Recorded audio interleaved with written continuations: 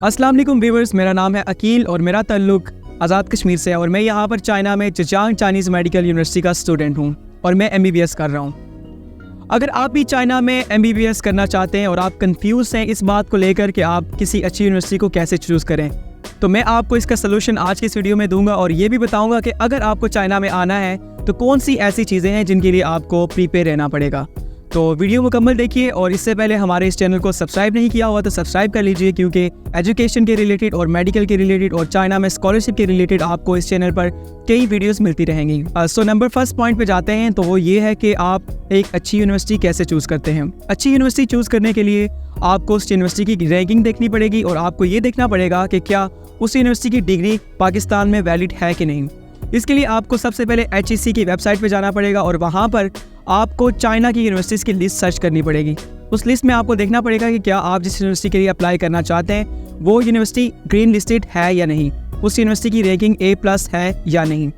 अगर आपको मालूम होता है कि उस यूनिवर्सिटी की रैंकिंग A लिस्टेड है तो मीन्स वो उस यूनिवर्सिटी में आप पढ़ सकते हैं और उसकी डिग्री पाकिस्तान में वैलिड होगी।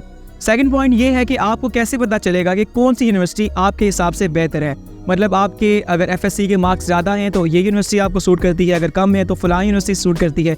इसके लिए आप हसनैन एजुकेशन कंसल्टेंट से जब कंटेक्ट करेंगे तो वो आपको अच्छे तरीके से गाइड कर देंगे।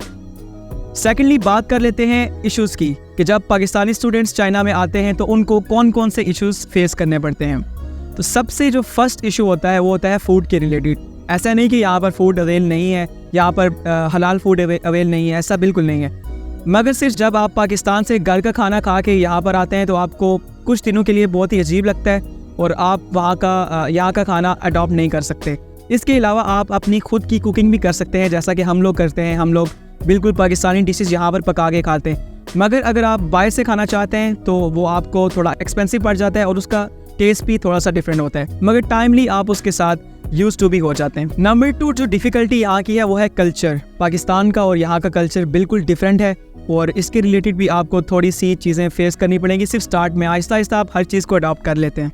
और जो सबसे बड़ा और नंबर 3 जो इशू है यहाँ पर स्टूडेंट्स को फेस होता है वो होता है कम्युनिकेशन के रिलेटेड, क्योंकि हम पाकिस्तान में उर्दू बोलते हैं और यहाँ पर हमें कोई फॉरेनर उर्दू बोलने वाला नहीं मिलता और सिर्फ हम अपने पाकिस्तानी स्टूडेंट्स के साथ ही उर्दू में कम्युनिकेट कर सकते हैं। इसके अलावा अगर आप चाइना के लोगों से कम्युनिकेट करना चाहते हैं तो आपको चाइनीज़ में ही बात करनी पड़ेगी, या फिर आप मतलब उनको अगर टूटी फूटी इंग्लिश आती है तो उसमें भी बात कर सकते हैं। तो अब बात कर लेते हैं इंग्लिश लैंग्वेज के ऊपर। इंग्लिश लैंग्वेज जो कि इंटरनेशनल लैंग्वेज है आपको वैसे भी आनी चाहिए बीइंग अ स्टूडेंट, मगर आप चाइना को चूज़ करते हैं तो आपकी इंग्लिश का लेवल थोड़ा सा स्ट्रॉन्ग होना चाहिए, क्योंकि यहाँ पर आपको कम्युनिकेशन के लिए इंग्लिश ही यूज़ करनी पड़ेगी अपने टीचर्स के साथ, प्रोफेसर्स के साथ, दीगर फॉरेन स्टूडेंट्स के साथ। और अगर आपकी चाइनीज़ स्ट्रॉन्ग नहीं है तो आप चाइनीज़ स्टूडेंट से भी आपने इंग्लिश में ही कम्युनिकेट करना है, तो इसके लिए आपकी इंग्लिश बेहतर होनी चाहिए। इसके अलावा बात कर लेते हैं चाइनीज़ लैंग्वेज की। तो वो यहाँ पर चाइनीज़ लैंग्वेज आपको पढ़ाई जाती है और आपको HSK 4 टेस्ट पास करना होता है और उसके बाद ही आपको डिग्री दी जाती है। तो वो भी आप वक्त के साथ यहाँ पर इजीली सीख सकते हैं, क्योंकि जहाँ भी आप जाते हैं वहाँ पर रहने के लिए, वहाँ पर सर्वाइव करने के लिए आपको उस नेशन की, उस कल्चर की लैंग्वेज आनी चाहिए ताकि आप अच्छे तरीके से सर्वाइव कर सकें। इसके अलावा वहाँ पर सर्वाइव करना मुश्किल हो जाता है, तो लैंग्वेज एक इंपॉर्टेंट पॉइंट है। जब आप यहाँ पर आएँ तो आपको वो सीखना ही पड़ेगा। अब बात कर लेते हैं यहाँ के एजुकेशन की। पाकिस्तान और चाइना के एजुकेशन सिस्टम में क्या डिफरेंस है। तो अच्छा खासा डिफरेंस है। पाकिस्तान में मेडिकल कॉलेजेस और यहाँ पर जो निज़ाम है पढ़ाई का वो बिल्कुल डिफरेंट है।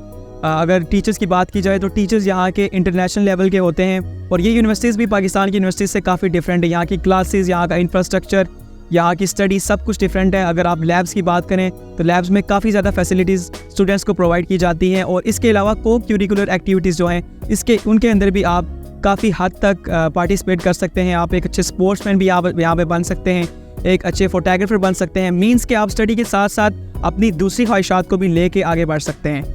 तो अगर आप भी चाइना आने का सोच रहे हैं या आपने एडमिशन ले लिया, अभी आए नहीं है, तो मैं आप लोगों को कुछ चीज़ें सजेस्ट करूंगा कि ये आप पहले वहाँ से कर आएँ तो आपके लिए बेनिफिशियल साबित होंगी। तो नंबर फर्स्ट इसमें है कि आप थोड़ी बहुत कुकिंग सीख लें, क्योंकि इंसान को खुद खाना बनाना भी आना चाहिए। और इसके अलावा आप चाइनीज़ लैंग्वेज के ऊपर थोड़ा सा वर्क करें और मोस्ट इंपॉर्टेंटली जो आपको वर्क करना है वो है इंग्लिश के ऊपर, क्योंकि अगर आप MBBS की फील्ड में आ रहे हैं तो इंग्लिश एक ऐसा इंपॉर्टेंट पॉइंट है जो आपकी लाइफ के साथ चलेगा। तो आपको इंग्लिश के ऊपर वर्क करना है और इसको स्ट्रॉन्ग करना है और आने से पहले आपको इन 3-4 चीज़ों का ख्याल रखना है और इनको सीख के आना है। मिलते हैं एक नई वीडियो में, तब तक के लिए अल्लाह हाफिज़।